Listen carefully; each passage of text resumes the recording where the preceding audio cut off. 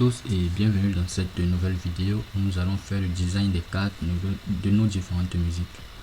Bon, pour ce faire, nous allons tout d'abord effacer ce texte, le remplacer par un conteneur lui qui est également un widget footer qui a évidemment plusieurs attributs.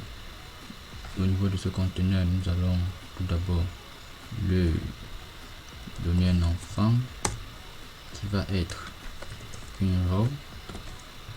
Ok, au niveau de notre row, nous allons lui donner des enfants. Bon, oui, row également est un widget qui permettra d'aligner plusieurs autres widgets de façon horizontale. Et vu que là nous voulons mettre le cover de notre musique à gauche et le titre et le nom de l'auteur à droite, le row va nous permettre de faire cela plutôt facilement. Là, dans Children, nous commençons donc d'abord par le cover de notre musique. Bon, je vais pas directement mettre une image, mais je vais mettre encore un conteneur. Ok, à ce conteneur-ci, je vais lui donner une hauteur, mettons, de 80 et également une largeur de 80. Ok, par la suite, je lui donne un child qui va donc être un image point. Là, vous voyez, on a plusieurs oppositions: asset, file, memory ou network. Ces différentes propositions, asset, lui, il nous permettra de récupérer des images qui se trouvent au niveau de nos fichiers assets. Nous allons le voir plus tard. File nous permettra de récupérer des images au niveau à partir des fichiers de notre téléphone. Memory, nous allons également le voir. Network nous permettra de récupérer des images à partir d'internet. Ok, là nous allons utiliser le premier asset.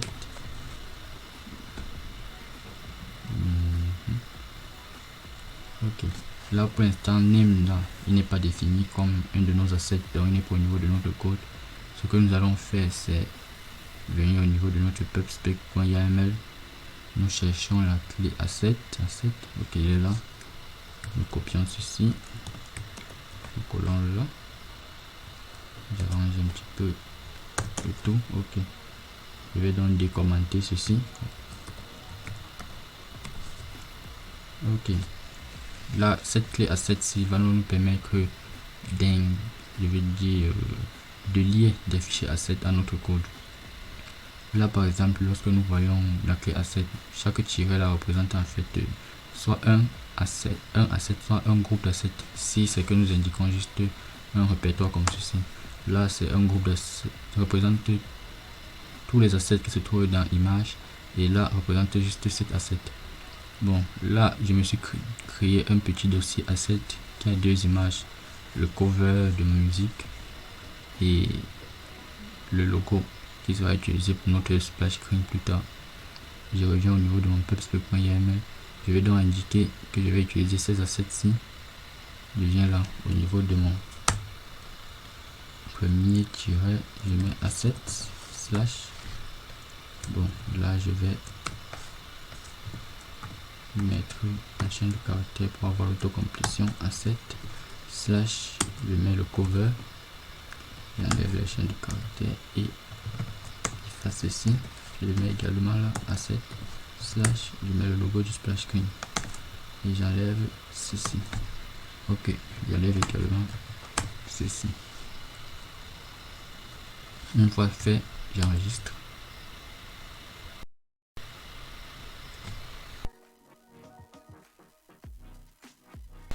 Ok, l'enregistrement terminé. Je reviens au niveau de ma home page et là au niveau de mes assets, je peux donc mettre un des deux assets que j'ai défini.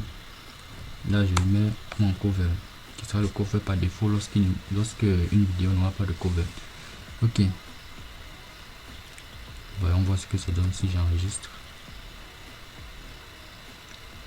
Comme vous pouvez le voir, j'ai donc plusieurs, bon 10, je pense bien 10, 10 et donc 10 images là. Comme vous le voyez, ce n'est pas encore ça. Nous avons encore un petit peu de travail à faire pour l'arranger. Ok.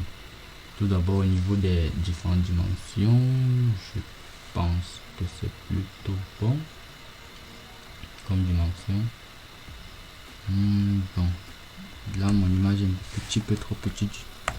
L'image a une propriété qui s'appelle fit, qui nous permettra donc d'arranger en fait l'image par rapport à son contenu. Là, je vais mettre, je pense, box fit cover. J'enregistre pour voir ce que ça donne. Ok, là c'est un petit peu plus mieux. Je vais augmenter un petit peu la largeur. 6, ouais, pourquoi pas. Là, je vais décaler un petit peu mes conteneurs. Je viens là. Je mets un padding. Je mets padding, ouais. Edge inset. Il nous permet donc d'insérer des espaces en fait. Des espaces entre des espaces de bordure, mais des espaces internes à notre composant container là. Ok, inset, et là je mets only bottom, je mets même 10, j'enregistre. Ok, nous avons donc des petits espaces entre nos différents éléments. Ok, par la suite, ce que je vais faire, c'est que je vais venir au niveau de mon conteneur là. Ok, je vais le mettre, de donner une décoration, decoration box decoration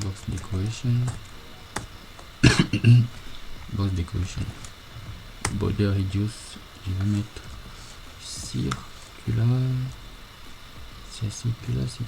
border radius circular, et je lui donne un border radius même de 20 virgule. Enregistre. Là nous ne voyons aucune différence. Ah oui, au niveau de notre conteneur, nous pouvons ajouter notre clip behavior, comme je vous l'ai dit, permet donc de modifier quelques contraintes au niveau des bordures. Nous mettons clip add edge, ce qui fait que tous les éléments enfants de notre conteneur seront obligés de rester à l'intérieur. Donc vu qu'il y aura une bordure, cette bordure va donc cacher l'élément enfant. J'enregistre. Ok, vous pouvez donc voir que c'est plutôt bien. Ok, pour l'instant je suis plutôt satisfait du résultat.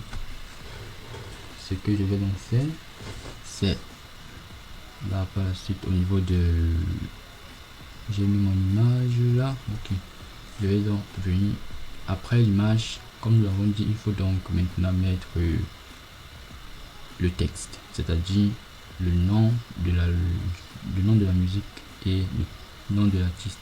Donc je viens là, je mets, vu que cette fois-ci ce n'est plus, je vais dire ça comment, il va falloir que je mette le nom de l'artiste au-dessus, et vu que cette fois-ci il va falloir mettre le nom de l'image, le nom de la musique au-dessus et le nom de l'auteur en dessous, nous allons utiliser non plus un row mais plutôt un widget column. Mais tout d'abord nous allons l'englober à l'intérieur d'un conteneur pour des raisons plutôt pratiques, car nous allons lui donner un petit padding. Je mets la edge inset point. Cette fois-ci je vais mettre only left, et je vais mettre 10. Là ça va être pour donner, mettre une image entre mon image et le texte que je vais mettre là. Ok, par la suite je vais donc venir le mettre child, et comme enfant je vais dire, on lui donne une colonne, je donne des children, oui. Et Là, on met dans nos textes. Notre premier texte qui va être le nom. La musique. Ok. Et notre second texte qui va être le nom de l'artiste. Donc, je viens d'enregistrer d'abord ceci. Donc, je vois nom de musique, nom de musique, nom de musique. Je viens donc là, je copie, je colle et je mets donc nom de l'artiste et j'enregistre. Ok. Par défaut, les éléments au niveau de notre colonne sont centrés, c'est pourquoi vous voyez nom de la musique et nom de l'artiste ne sont pas alignés là au début. Donc ce que nous allons faire, c'est venir là au niveau de l'alignement principal dans le main axis alignment. Nous mettons main axis alignment start pour que tout soit centré par rapport au début là. Nous enregistrons. Ok, apparemment on a un petit souci. Où est-ce qu'il vient ce souci là? Nous avons mis notre main axis alignment start.